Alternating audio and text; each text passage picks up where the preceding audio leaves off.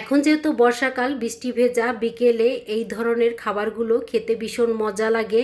ঝাল ঝাল মুখরোচক কিছু খেতে মন চাইলে এই নাস্তাটি তৈরি করে খেতে পারেন। চাইলে মেহমানদের আপ্যায়নেও তৈরি করে দিতে পারেন। আজকের এই নাস্তা আমি যেভাবে তৈরি করেছি, এভাবে তৈরি করলে আপনি দীর্ঘ সময় এই নাস্তাটি এভাবে রেখে দিতে পারেন। নাস্তাটা কিন্তু এভাবেই ফুলকো থাকবে আর খেতে কিন্তু ভীষণ মজা।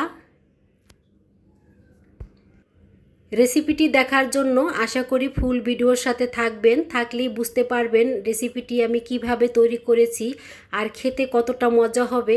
সত্যি খুবই লোভনীয় একটি খাবার। যারা দোকানের পুরি খেতে অনেক বেশি পছন্দ করেন তারা এই ধরনের নাস্তাগুলো ঘরেই তৈরি করে খেতে পারেন।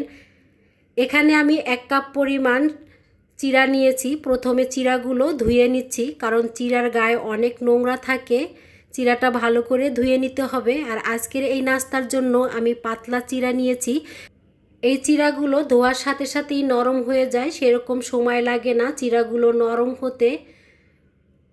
তা আমি 2 বার পানি চেঞ্জ করে চিড়াগুলো ধুয়ে নিয়েছি। এখন এখানে আমি সামান্য পরিমাণ পানি দিয়ে 2 মিনিটের মতন রেখে দিব। আজকের এই নাস্তা আমি ঝাল করে তৈরি করব, সেজন্য এখানে আমি 3টা শুকনো মরিচ নিয়েছি। শুকনো খোলায় টেলে নিচ্ছি। এভাবে শুকনো খোলায় টেলে নিলে শুকনো মরিচের ফ্লেভারটা কিন্তু খুব সুন্দর আসে। শুকনো মরিচ টালা হয়ে গেছে, কড়াই থেকে তুলে নিয়েছি, এক সাইড করে রেখে দিয়েছি। এখন কড়াইতে আমি দিয়ে দিলাম 1/2 চামচ গোটা জিরা, 1/2 চামচ মৌরি। দুটো উপকরণ আমি সমানভাবে দিয়েছি।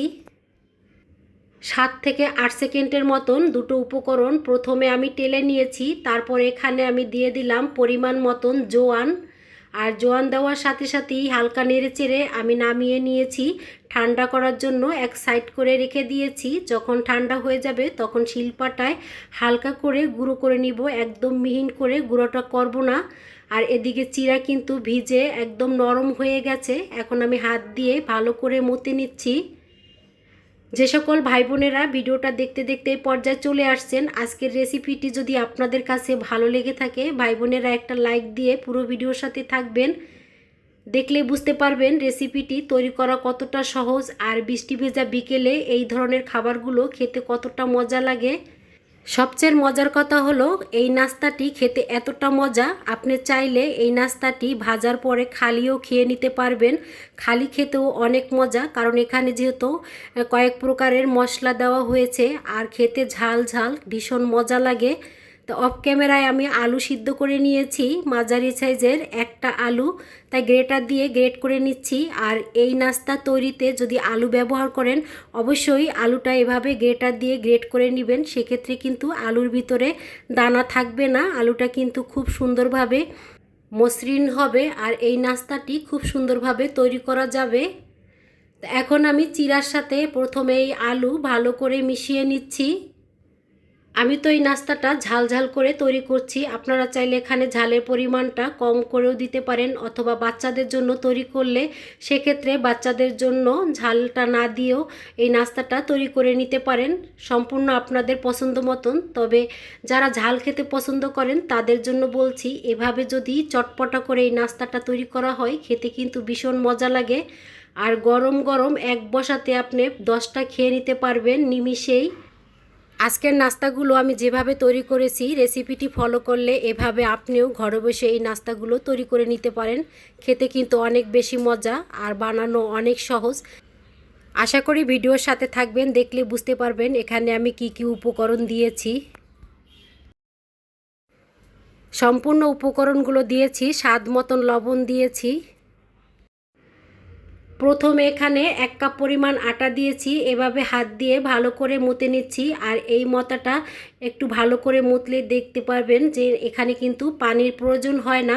এভাবে কিন্তু একদম ডোটা খুব সুন্দরভাবে রেডি হয়ে যায়। আর এখানে যদি আপনারা পানিটা দেন সেক্ষেত্রে দেখবেন এখানে শুধু আটা দিয়েই যেতে হবে, কারণ এখানে যেহেতু আলু আছে আলুতে কিন্তু একদম নরম হয়ে যায় ডোটা। আর আরেকটা কথা হলো এই ডোটা কিন্তু রেস্টে রাখা যাবে না, সেক্ষেত্রে কিন্তু নরম হয়ে যাবে। পরবর্তীতে শুধু আটা দিয়েই যেতে হবে, তখন আর আপনার পছন্দ মতন নাস্তাটা তৈরি করে নিতে পারবেন না। তাই বলছি সাথে সাথেই এই নাস্তাটা তৈরি করে ভেজে নিতে হবে। পুরির মতন ছোট ছোট করে লেচিগুলো কেটে নিয়েছি। এখন আপনাদেরকে আমি রুটিটা বেলে দেখাচ্ছি কতটুক মোটা রেখে রুটিটা বেলে নিয়েছি। তবে এই রুটিটা একবারে পাতলা করে বেলা যাবে না, সামান্য একটু মোটা রেখে রুটিগুলো বেলে নিতে হবে। এর ফলে কিন্তু এই নাস্তাটা খুব সুন্দরভাবে ফুলকো হবে। তো একটা তো বেলেছি, আরেকটাও বেলে দেখাচ্ছি। প্রতিটা রুটি আমি সমানভাবে বেলে নিয়েছি। আর অফ ক্যামেরায় কড়াইতে আমি পর্যাপ্ত পরিমাণ সাদা তেল দিয়েছি। তেলটা যখন গরম হয়েছে তখন এখানে আমি একটা রুটি ছেড়ে দিলাম। আর এভাবে চামচের সাহায্যে হালকা একটু ঠেসে দিলে দেখতে পাবেন নাস্তাটা খুব সুন্দরভাবে ফুলে উঠবে। আর দেখতেই তো পাচ্ছেন ভাই বোনেরা, নাস্তাগুলো কিন্তু খুব সুন্দরভাবে ফুলে উঠেছে। এখন আমি উল্টিয়ে পাল্টিয়ে নাস্তাটা ভেজে নিব। সবচেয়ে মজার কথা হলো এই নাস্তা ভাজতে যে আমার খুব ভালো লেগেছে, কারণ প্রতিটা নাস্তাই এত সুন্দরভাবে ফুলেছে। আর যে কোনো খাবারই তৈরি করতে গেলে যদি নিজের পছন্দ মতন খাবারটা তৈরি হয় তখন কিন্তু তৈরি করতে কিন্তু অনেক বেশি ভালো লাগে। আর যে জিনিসটা ভালো লাগার কাজ করে সেই জিনিসটা কিন্তু খেতেও অনেক বেশি মজা লাগে। এটা তো আমার কথা, জানি না কার কাছে কীরকম লাগে। তাই এইভাবে তো আমি একটার পর একটা নাস্তা ভেজে যাচ্ছি আর আপনাদের সাথে শেয়ার করছি, কারণ প্রতিটা নাস্তা ফুলছে আর আমার কাছে খুব ভালো লাগছে। তাই ভাই বোনদের মাঝে প্রতিটা ভাজার ভিডিওটাই শেয়ার করলাম।